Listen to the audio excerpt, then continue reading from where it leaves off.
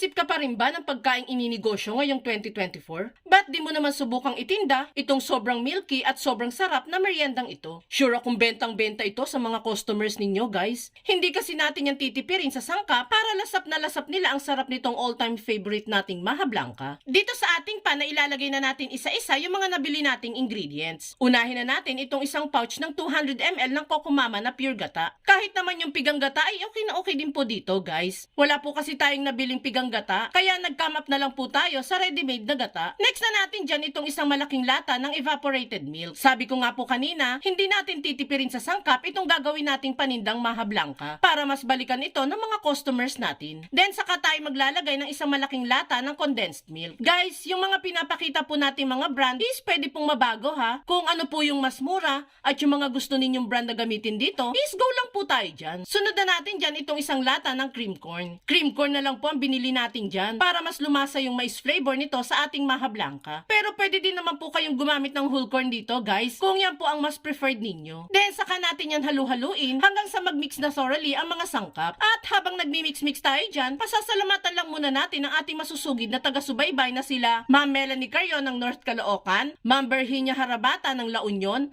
at si Ma'am Maria Macalyan ng Cagayan de Oro. Thank you po sa walang sawang pagsubaybay, mga madam ko.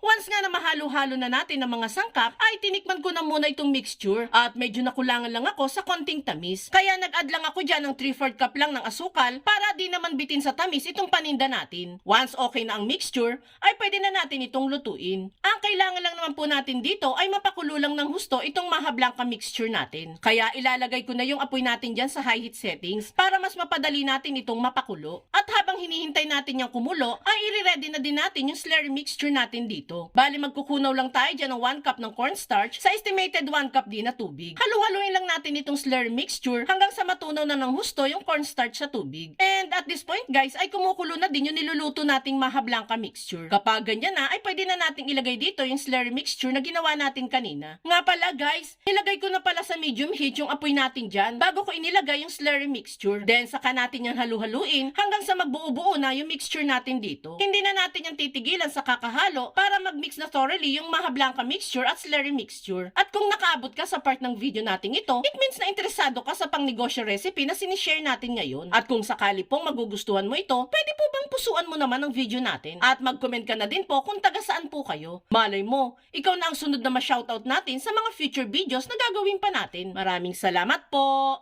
Yan guys, makikita ninyo dyan na namumuuna ng tuluyan ng ating Maha Blanca dito. Kapag ganyang medyo madikit na sa spatula at masyado ng dikit-dikit, ay pwede na po yan. Mas titigas pa po kasi yan once malamigan na. Kaya pwede na po natin yang hanguin. Isasalin ko lang yan dito sa ating disposable cup na medyo pahaba. At tansyahin na din natin ang paglalagay para pantay-pantay po ang sukat ng ating Maha Blanca per cup. Ito na lang ang ginamit natin guys, instead of microwavable container. Para mas mura lang yung magastos natin. Pwede nyo naman po yung takpan ng cling wrap para mas selyado at hindi dapuan ng mga insekto. Then saka naman natin yung lalagyan ng keso sa ibabaw para mas maging balanse ang lasa nito at dagdag appeal na rin sa ating paninda. Optional lang naman po ang paglalagay nitong keso guys. Pwede pong meron, pwede din naman pong wala. And there you have it guys. Ready nang itinda itong ubod ng creamy at ubod ng sarap na Maha Blanca. Basta guys sa pagninegosyo, kailangan nyo po muna lagi mag-costing para malaman ninyo kung magkano nyo ba ito maibibenta at kung magkano ba ang gusto ninyong tubuin dito. Tatagal nga po pala ang Maha Blanca natin ng 1 linggo basta nakalagay sa ref at 1 to 2 days naman kung di nakalagay sa ref. Kaya itag mo na din ang buong pamilya at barkada mong mahilig magnegosyo at subukan nyo na din gumawa nito.